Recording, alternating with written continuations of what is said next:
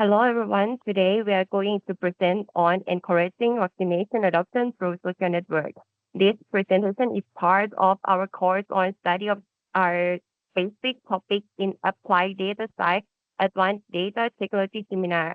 Our presentation will cover the following topics. First of all, introduction and motivation. Next is research problem and research question, objectives, theoretical framework and hypothesis, methodology and tool, result, intervention, and lastly is future work. Our introduction and motivation. Social networks significantly influence vaccination decisions.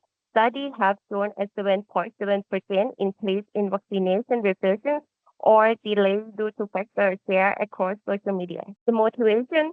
Social networks shape public health opinion, influencing both pro and anti-vaccination views. By understanding these dynamics, we can guide the target intervention to control misinformation and promote the vaccination uptake. And for research problem and question, the spread of misinformation about vaccine, and lastly is social network influencer who shape the vaccination decision. Our research question will start with how we can social network analysis help in designing effective intervention for vaccination uptake. And the second one is who are the keynote driving vaccine-related information dissemination. We have our objectives here. The first one is identify influencer in network. Second one is analyze information diffusion pattern, and the lastly is propose intervention to increase vaccination rate. And for theoretical framework and hypothesis, our theoretical framework, we're going with network theory and social network analysis that we call SNA. For network theory, we are going to focus on node state, graph structure, and network property. And for SNA, we are focusing on centrality, density, clustering, and path length. And for our hypothesis, we have three hypotheses. The first one is influencer with a large follower base type calling generate a higher level of content sharing. The second one is when an influencer is also the organized original poster, the post will receive a higher number of shares. And lastly is post from individual with higher modularity class are more likely to have higher engagement level. Methodologies and tools. We use the data source from X as a prototype. We only use 5 posts, and then we continue to generate it by ChatGPT. Data processing. For this, we only filter the data that is related to vaccine posts. And for our analytical scope, we analyze influencer and user role analysis, info spreading analysis, and also sentiment and topic analysis. For the limitations, X has changed the API policy so that we have to pay more to scrape the data, and then we try to just only scrape it manually and take only 5 posts to continue to generate the data by ChatGPT. These are the nodes and edges in X, but these are all of them, but we are not using all of them. We are only focusing on what we are interested in. Here are all the interested nodes and edges, as well as the interaction that we interested in this scope of project. We have user to user and user to post. For user to user, we will see that we have user 1 follow user 4, and user 4 can also follow user 1. This is bidirected. And for user to post, user 1 can create post 1. User 2 can like post 1. User 4 can comment post 1. And user 3 can repost. For a little bit understanding, we will use share instead. User 3 can share post 1. And these will be all the unidirected edges. Here are our data synthesis framework. We have user to post and user to user. We are using this, creating all the data by using ChatGPT. Okay, for the creator, we have a user can only create up to 2 posts. For like, everyone can like any post, and it is distributed randomly with the 7 peaks, which are the top 7 posts that have most like. For share, the poster cannot share, and it has the distribution similarly to likes. For comments, everyone can comment any post, and it is distributed randomly. Now for the user to user part, we have we cannot follow self, and it is distributed randomly. Also, it can be bidirected, as I show you in the last page. After we completely generated the synthetic data, we have used it into the network graph visualization tool, which is called Gephi. Now we get the visualization that is separated by layers, and these are the first layer, which is create layer. The pink one is the user and the green one is the post. We can quickly see that there are 4 users that create 2 posts. As for the like layer, we can quickly see that there are most liked posts that are 7 of them. We can see that for the share layer, we can see similarly to the like layer, which has 7 posts top share. As for the comment layer, this one you can see that the intensity of the color green is indicates higher comments in this situation. And as you can see that comment is randomly distributed. As for follow layer, we can see that these are the 300 users that we created and they are following each other. Quick insight from this are we are grouping by the color of the modality class from 0 to 3, and there are other class as well. But here are the quick insight that we have the distribution of different modality class. Analytical methods and scopes. We separate our method into 2 of them, which is the first one is SNA, and the second one is topic modeling.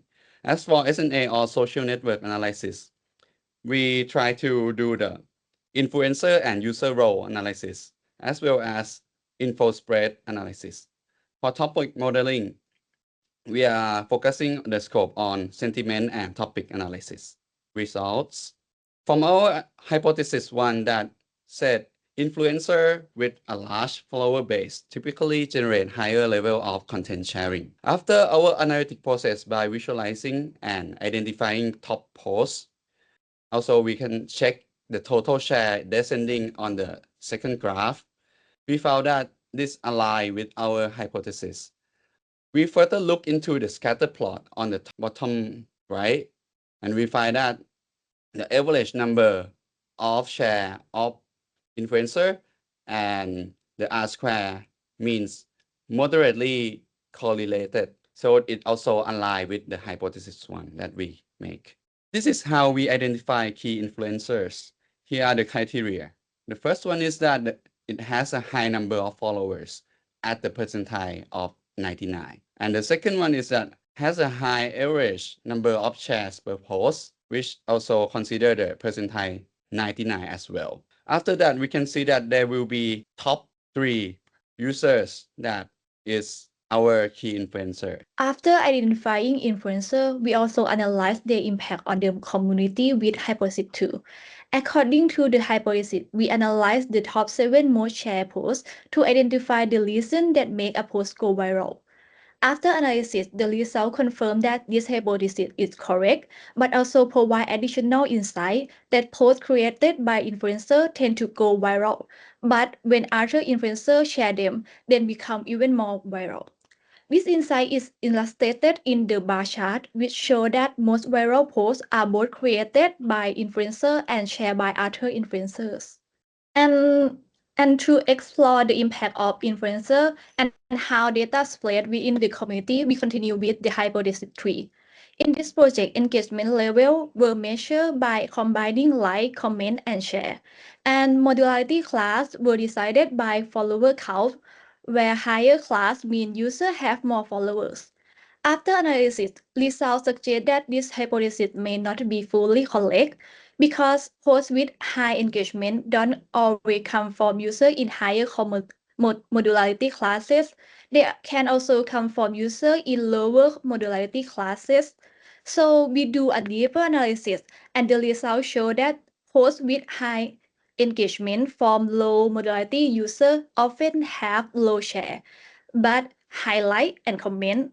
This suggests that this user may be influencer in their small community but have strong connection.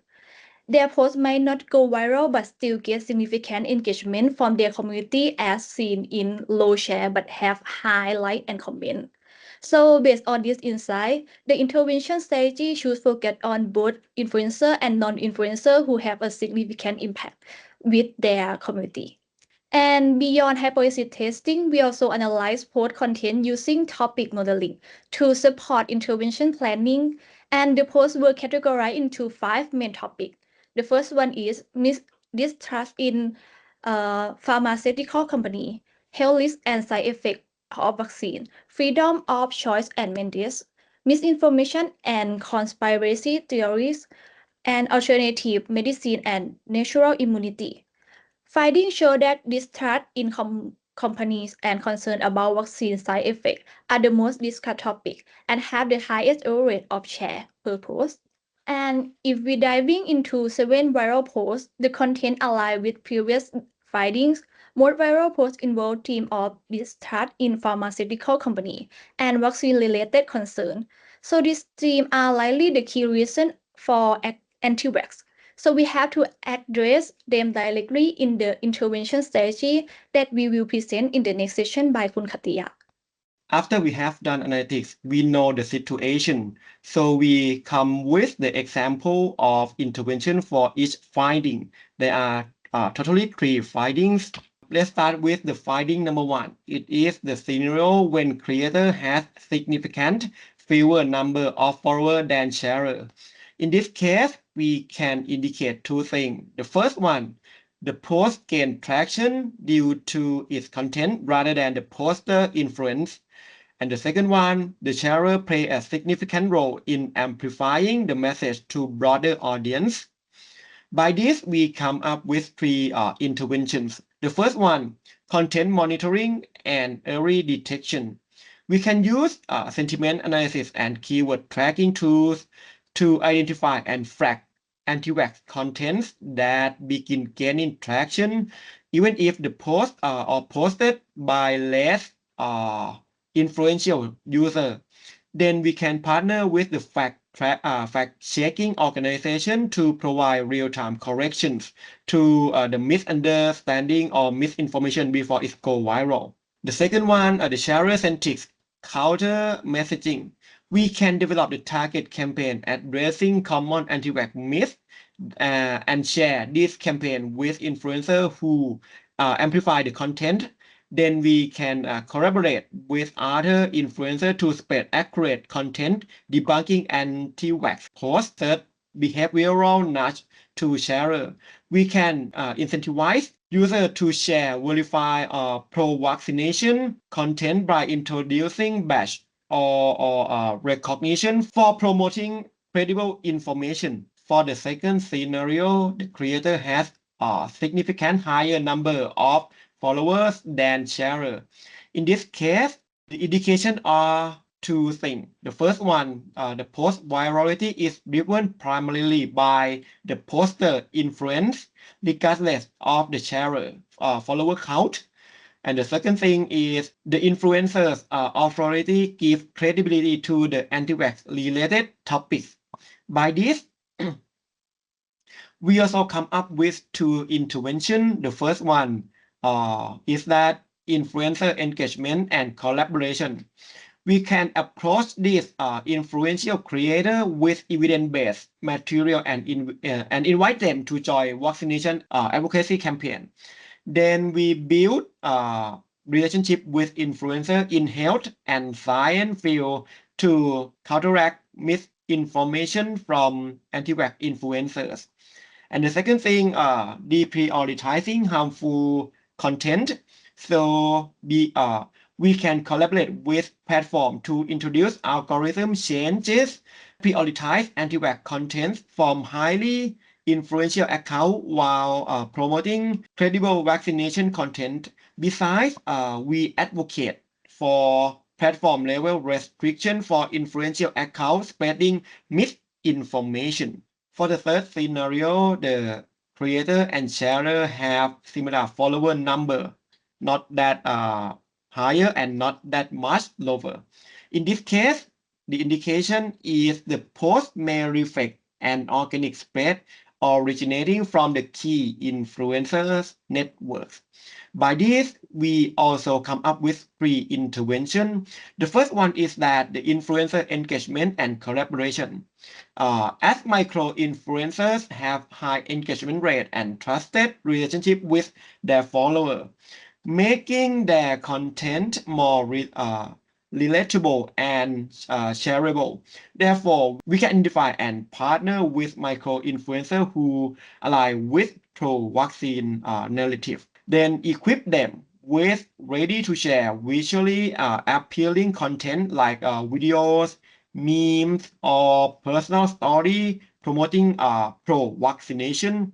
The second point is that viral challenges and user-generated content as challenges as user-generated content campaign encourage mass participation, creating a snowball effect as more users join in while leveraging creativity of users.